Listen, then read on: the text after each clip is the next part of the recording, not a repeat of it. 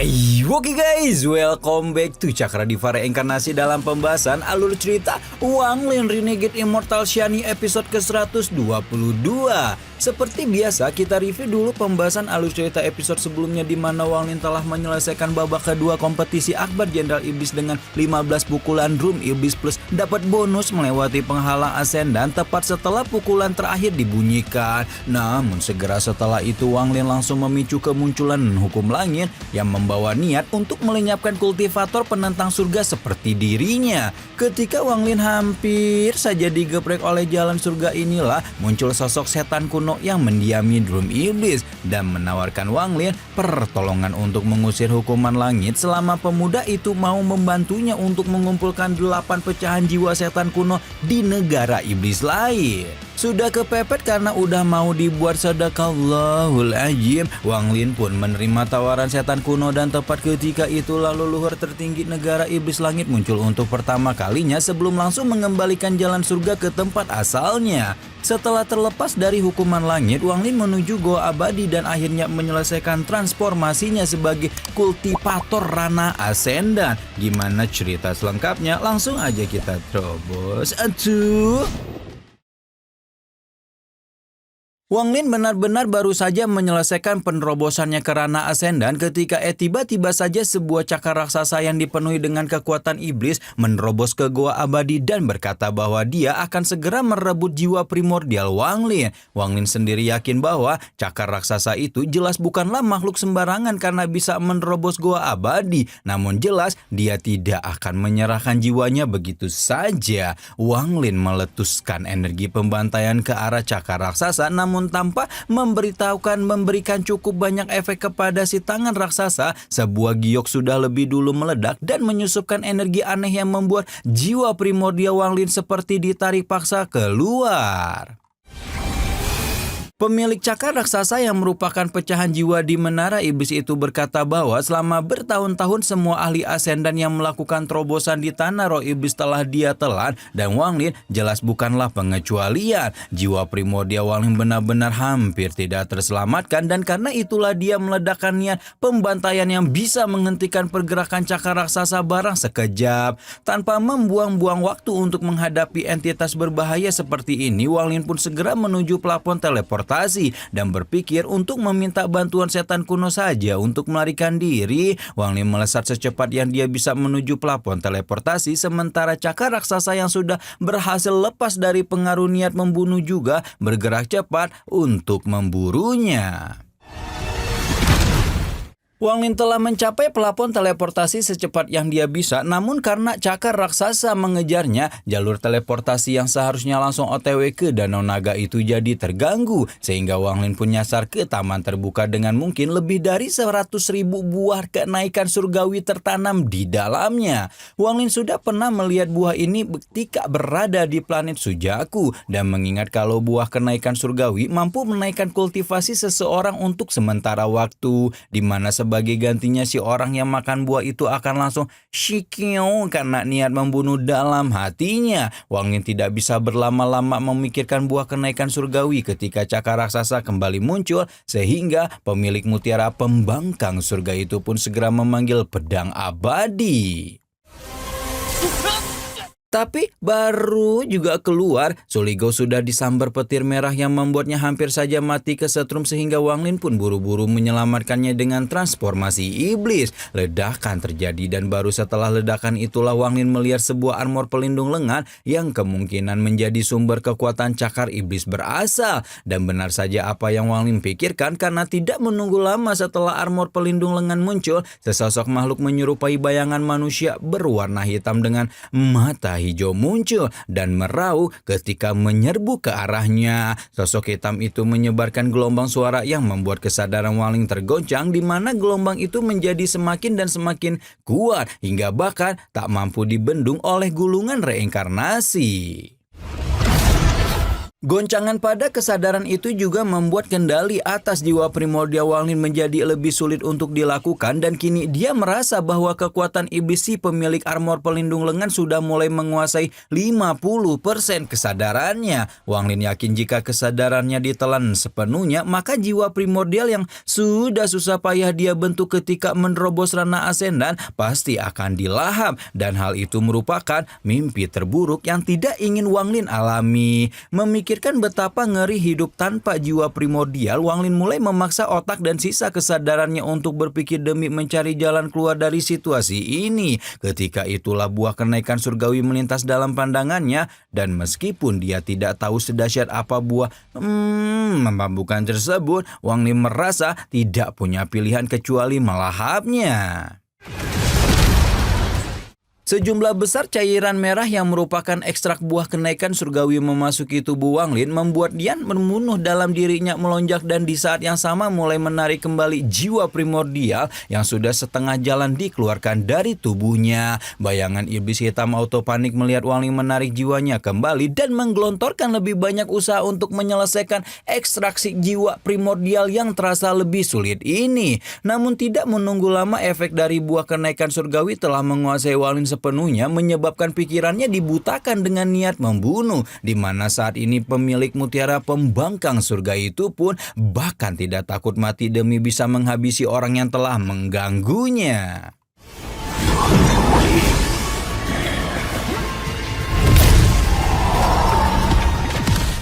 Gulungan reinkarnasi dibuka sekali lagi dan kali ini berhasil meledakkan pilar cahaya hidup mati yang mampu menghancurkan bayangan iblis dengan niat membunuh. Pecahan jiwa di menara iblis auto terkena serangan balik ketika bayangan iblis dihancurkan dan menjadi semakin marah menyaksikan betapa sulitnya seorang kultivator yang menentang surga untuk ditaklukkan. Meski demikian, pecahan jiwa iblis kuno itu tahu bahwa Wang Lin telah dibutakan oleh buah kenaikan surgawi dan biaya untuk menangkapnya akan lebih besar dibanding kekuatan jiwa primordial yang pemuda itu miliki. Karena itulah iblis kuno mengurungkan niat untuk menangkap Wang Lin. Sayang seribu sayang orang yang mau ditangkap yang enggak terima dan malah dibalik merebut armor lengan untuk mengetahui keberadaan si iblis kuno.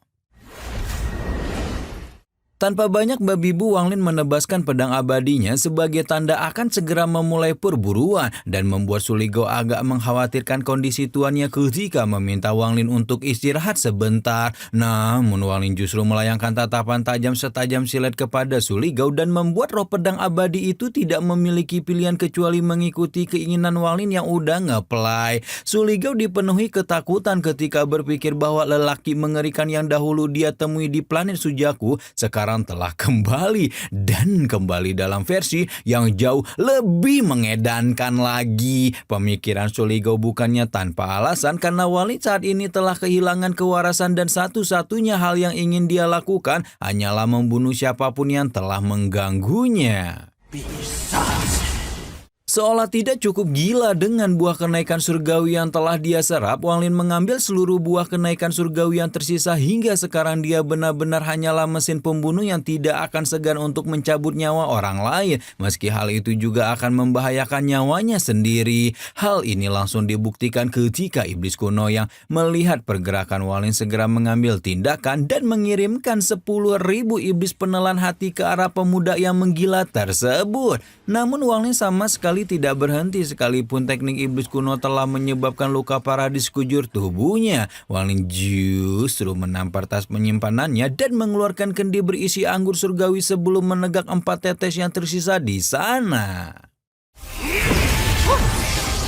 Udahnya pertama ngisep buah kenaikan surgawi bikin ngeplay, abisnya ditambahin lagi sama Homer yang bikin aboknya. Udah lengkaplah dosa-dosa Wang Lin yang membuat kesadarannya habis tak bersisa dan hanya menyisakan niat membunuh untuk menghabisi iblis kuno di menara iblis. Setelah mendapatkan double kill buah kenaikan surgawi dan anggur surgawi, Wang Lin pun dikendalikan sepenuhnya oleh angin surga dan segera menerobos 10.000 iblis penelan hati hingga membuat tubuhnya babak belur. Namun luka-luka itu sama sekali tidak dirasakan oleh Wang Lin, di mana pemilik mutiara pembangkang surga itu malah tertawa lantang seolah hendak merobek langit sebelum akhirnya melayangkan pukulan dengan kekuatan penuh yang bahkan menembus ruang hingga sampai ke menara iblis.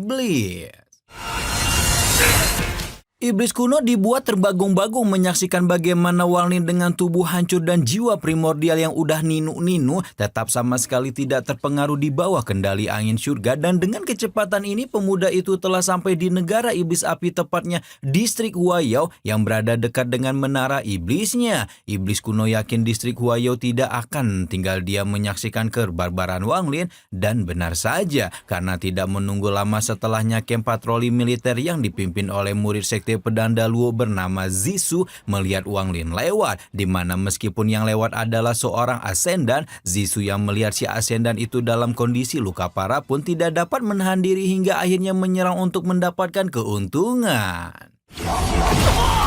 Namun tidak menunggu lama setelah Zisu mengambil tindakan, Wang Lin yang sangat sensitif dengan niat membunuh langsung mengetahuinya, dan siapapun yang melepaskan niat membunuh kepadanya tidak akan lolos dari pesta pencabutan nyawa yang Wang Lin lakukan. Hanya butuh satu serangan untuk membuat Zisu pindah alam, dan ketika para prajurit distrik Huayao yang menyaksikan komandan mereka dihabisi hendak balas dendam, puluhan ribu tentara iblis itu akhirnya diubah menjadi energi pembantaian berjamaah yang dijadikan obat untuk memulihkan luka-luka Wang Lin. Berkat energi pembantaian yang juga memperkuat segel kehidupannya, seluruh luka di tubuh Wang Lin menghilang dengan cepat sehingga dia pun melanjutkan perburuan ke menara iblis dengan ekspresi gila di wajahnya. Kabar tentang habisnya divisi Zisu sampai ke telinga Kaisar Huayao dengan cepat, sehingga membuat pemimpin negara iblis api itu langsung dipenuhi dengan amarah membara. Tidak mau membiarkan orang tidak jelas seperti Wang Lin membuat kekacauan di negaranya, Kaisar Huayao pun memerintahkan seorang wakil panglima tertinggi untuk memanggil 100.000 pasukan tentara iblis dan memastikan jasadnya akan dikuburkan di tanah negara iblis api. Perintah diterima dan wakil panglima tertinggi yang menerima instruksi segera melaksanakan perintah untuk menghabisi Wang Lin tersebut. Namun belum sampai pengepungan dimulai, Wang Lin masih dengan kegilaannya merasakan niat membunuh dari para prajurit iblis dan dengan sengaja menghampiri mereka untuk melakukan pembantaiannya sendiri. Begitu Wang Lin datang, wakil panglima tertinggi memerintahkan seluruh prajurit untuk membentuk formasi jurang iblis api karma yang memang tampaknya cukup kuat karena tidak dapat dihancurkan oleh energi pembantaian Wang Lin. Iblis kuno di menaranya tampak puas dengan serangan formasi tersebut, di mana dengan kekuatan 100.000 prajurit yang ditambah dengan ahli tingkat ascendant sebagai mata naganya, jangankan Wang Lin yang baru juga mentas jadi pi di ranah tersebut, bahkan seorang ahli dan tahap akhir pun belum tentu bisa melewatinya hidup-hidup. Formasi jurang iblis api karma terus mengamuk dan terus menyerbu Wang Lin dari segala arah penjuru. Namun sayangnya target yang dituju ini bukanlah orang normal, melainkan manusia setengah gila yang bahkan tidak takut pada kematian.